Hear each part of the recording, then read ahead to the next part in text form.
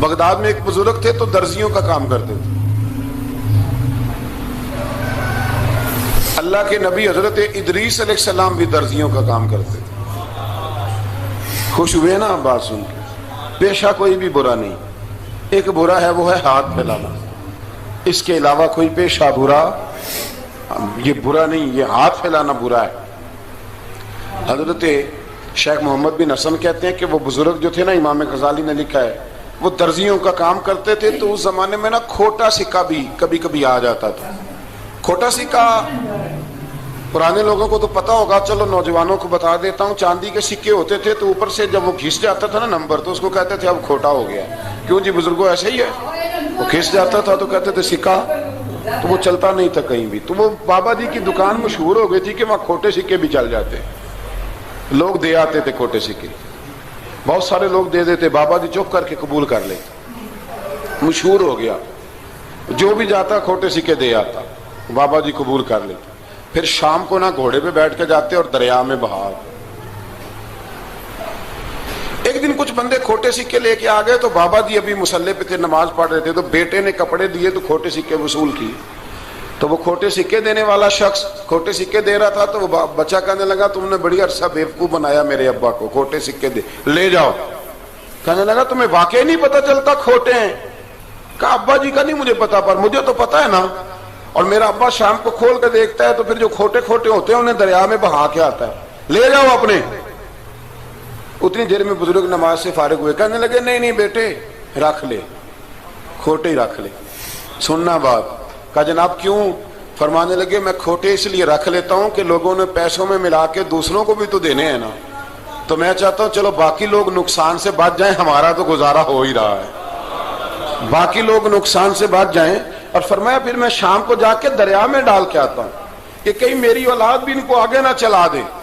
میں چاہتا ہوں کہ اور لوگ اس کام سے بچ جائیں. درویش کہتے ہیں کہ جب اس بابے کا آخری وقت آیا نا تو جو اس نے جملہ کہا میرا کلیجہ پھٹ گیا.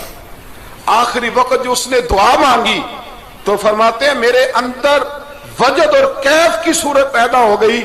فرماتے ہیں ان بزرگوں نے اپنے آخری وقت دعا مانگی، اے اللہ میں نے ساری زندگی کھوٹے سکے قبول کیے تاکہ تیرے بندے شر سے بچ جائیں.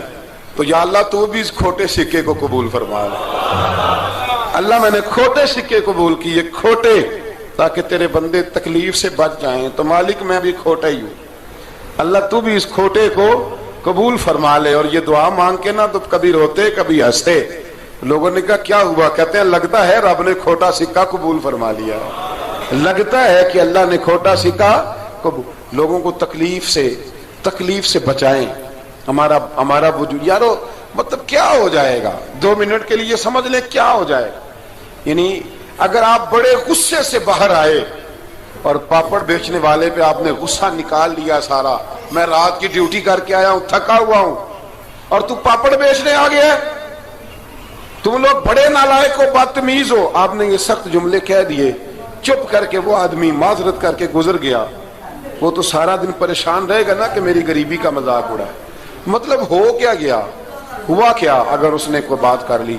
اعلیٰ حضرت فاضل بریلوی کے خلیفہ لاہور میں سید ابو البرکات شاہ صاحب رحمت اللہ تعالی علیہ. تو رات کو ایک شخص تراویح کے بعد حضرت سویا کرتے تھے. بہت سارے لوگ تو سو ہی نہیں پاتے رمضان کی راتوں میں، سو ہی نہیں پاتے. میں خود نہیں سو پاتا. اب تراویح سے اگر آپ 10:30 فارغ ہوئے تو 2 بجے اگر آپ کو دوبارہ اٹھنا ہے تو بیچ میں آپ کو کیا ملے گا؟ اگر آپ نے کچھ پڑھنا پڑھانا ہے، صبح درس دینا ہے، تو پھر تو آپ کے لیے بڑا اور یہ خاصا مشکل کام ہے. یہ خاصا مشکل کام ہے. آپ یقین کریں چند تفسیریں دیکھتے ہیں تو ٹائم بہت زیادہ ہو جاتا ہے. وہ پھر آگے سننے والوں پہ بھی ڈیپینڈ کرتا ہے ان کے مزاج مبارک کس طرح کے. سید صاحب رحمت اللہ علیہ نا عشاء کی نماز کے بعد تراویح پڑھ کے تو کچھ عبادت کی، کچھ مطالعہ کیا، صبح درس دینا تھا تو تھوڑی دیر کے لیے بوڑھے آدمی تھے، تھک گئے تو سو گئے. ایک بندہ نہ کہیں گیا ہوا تھا تو واپس آیا تو اس نے دروازے پہ دستک دی. تو سید صاحب کے بیٹے تھے، بخاری شریف کی شرح لکھی، بڑے عالم تھے، سید محمود رضوی صاحب رحمت اللہ. رضوی صاحب کہتے میں نے دروازہ کھولا، میں نے کہا ہاں جی بولو. کہنے لگا جی میں نے سید صاحب سے ملنا ہے. مفتی اعظم پاکستان تھے وہ، لاہور میں حزب الاناف ادارہ تھا، سید ابو البرکات شاہ. میں نے حضرت صاحب سے ملنا ہے. تو کہا کوئی حکم ہو تو مجھے نہیں کہ میں نے انہی سے ہی ملنا ہے. یہ بھی بڑا مسئلہ ہوتا ہے, میں نے انہی سے ہی ملنا ہے. چلو ٹھیک ہے جی, انہی سے مل لو.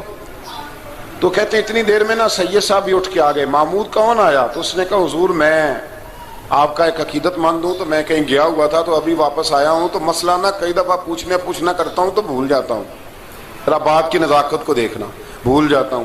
تو یاد آیا تھا تو میں نے کہا چلو ابھی پوچھ آتا ہوں, گزر رہا تھا یہاں سے. میں پوچھو. کہنے لگا جی پوچھنا یہ تھا کہ جس نے فرض جماعت کے ساتھ نہ پڑھے ہوں رمضان میں, تو کیا وتر جماعت سے پڑھ سکتا ہے؟ مسئلہ پوچھنا تھا. علامہ محمود رضوی صاحب کہتا ہے مجھے بڑا ہی غصہ آیا. میں نے کہا کہ پتہ نہیں کوئی اس وقت مشکل آ گئی ہے جو رات کو آیا ہے. کسی وقت انسان رات کو طلاق دے بیٹھتا ہے, کوئی ایسی بات ہو جاتی ہے تو عالم کے دروازے پر, یہ تو عام سا مسئلہ ہے, سویرے بھی پوچھ لیتا. اتنی تکلیف دی اس نے, کتنی بڑی اذیت ہے. اور ایسے ہوتا ہے, ہم نہیں یہ احساس کرتے کہ یار تھوڑا سا دیکھ لیں, ماحول کو دیکھ لیں, طبیعت کو دیکھ لیں.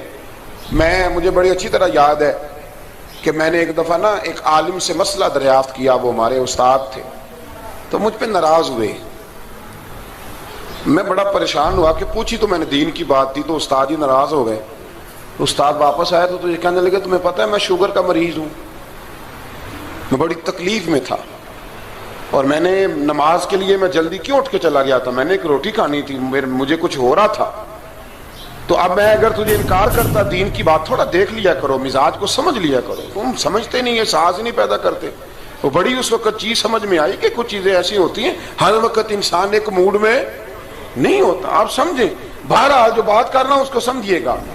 تو وہ کہتے ہیں کہ سید صاحب نے اس کو کہا, میں بات ختم کرنے لگا ہوں, کہا کہ وہ اگر نہیں نہ پڑھے فرض جماعت کے ساتھ تو بہتر یہ ہے کہ وتر بھی جماعت سے نہ پڑھو. وہ بندہ مطمئن ہو کے چلا گیا.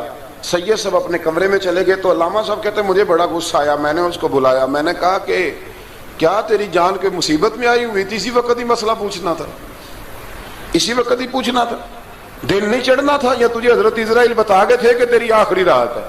کہتے میں نے پورا غصہ نکالا اس کا. میں نے کہا تو بڑا ہی بیوقوف آدمی ہے, بوڑھے آدمی ہیں, اور بڑی مشکل سے نیند آتی ہے, آ ہی گئی تھی تو آ گیا ہے. کہتے میں غصہ کر رہا تھا تو سید صاحب آ گئے, تو آ کے مجھے ڈانٹا, چپ کر, اس طرح کسی کے ساتھ بات کرتے ہیں. پھر اس کو کہنے لگے بھائی معاف کرنا, یہ ابھی بچہ ہے, اسے پتہ نہیں. کہتے ہیں پھر مجھے کمرے میں لے گئے اور بہت بڑا ہی جملہ کہا. اگر آپ اپنا کلیجہ ٹھنڈا کرنا چاہیں نا تو اس طرح بھی کر سکتے ہیں. بہت بڑا جملہ کہا. کہنے لگے معبود مسئلہ تو میں نے بتایا, تمہیں کیا تکلیف ہوئی؟ اور پھر فرمانے لگے شکر کرو اللہ کا, اس دور میں بھی کوئی دین کی بات پوچھتا ہے. شکر کرو اللہ کا, اس دور میں بھی کوئی دین کی بات پوچھتا ہے. شکر کرو اللہ کا, کوئی دین کی بات پوچھتا ہے, ورنہ تو لوگ پوچھتے ہی نہیں. تو اگر آپ خوش کرنا چاہیں اپنے آپ, تو آپ سائیکل والے پہ غصہ کرنے کی بجائے یہ بھی تو کہہ سکتے ہیں نا شکر ہے رزق حلال کما رہا ہے, مانگ کے نہیں کھاتا, شکر ہے یہ محنت کر رہا ہے اپنی. تو آپ اپنے ذہن کو اس طرح کا بنائیں, سوچ کو اس طرح کا بنائیں. آج اس جمعے میں ہم نے ارادہ کرنا ہے کہ ہم نے آسانیاں دینے کی کوشش کرنی, ہم نے لوگوں کو تکلیف نہیں دینی, ہم نے کسی کو آزمائش میں مبتلا نہیں کرنا, ہم نے کوئی ایسا کام نہیں کرنا جس کی وجہ سے لوگ سمجھیں کہ یہ آدمی بوجھ بن گیا. کبھی بوجھ نہ بنے. یارو کتنا بدبخت ہے وہ آدمی جس کے مرنے کی لوگ دعا مانگے, اس کے مرنے کی. حضرت عبداللہ ابن مبارک کے پڑوس میں ایک یہودی رہتا تھا, یہودی تھا, یہودی. حضرت عبداللہ ابن مبارک مکان بیچنے لگے. حضرت عبداللہ ابن مبارک کا پڑوسی مکان بیچنے لگا, وہ یہودی. تو کہا تو کہا کتنے کا؟ 2000 دینار کا. 2000 دینار. تو انہوں نے کہا کہ اس گلی میں, اس محلے میں تو 1000 دینار کا مکان ہے, تو تیرا 2 کا کیوں ہے؟ کہنے لگے 1000 میرے مکان کا اور 1000 عبداللہ ابن مبارک کے پڑوسی ہونے کا, اس لیے کہ اتنا شاندار پڑوسی تمہیں کبھی نہیں ملے گا جس کی ہم نے کبھی آواز ہی نہیں سنی. 1000 روپیہ لوں گا ان کے پڑوس میں جگہ دینے کا, 1000. تو وہ شخص کہنے لگا یہ تو نے عجیب بات کر دی, حالانکہ تو یہودی ہے, یہ تو نے عجیب بات کر دی. تو کہنے لگا 3 دن میری گلی میں آ کے رہ, تو دعائیں مانگے گا کہ یا اللہ میں یہیں رہنا چاہتا ہوں. وہ دعائیں مانگے گا کہ اتنا اچھا انسان, اتنا خیال رکھنے والا, اتنا خیال والا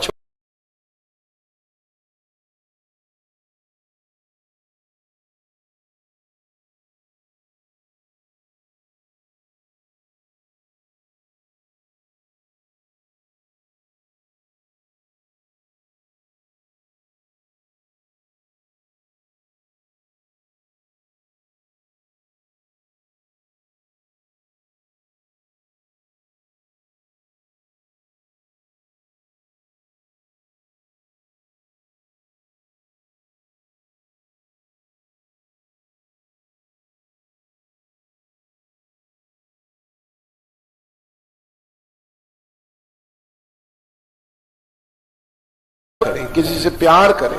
اور یارو چھوڑو مزدور بن جاتے ہیں. شیخ سعدی کہا کرتے تھے جب سے مخدوم بناؤں نا لوگوں سے خدمت کرانے لگاؤں مزہ ہی نہیں آیا.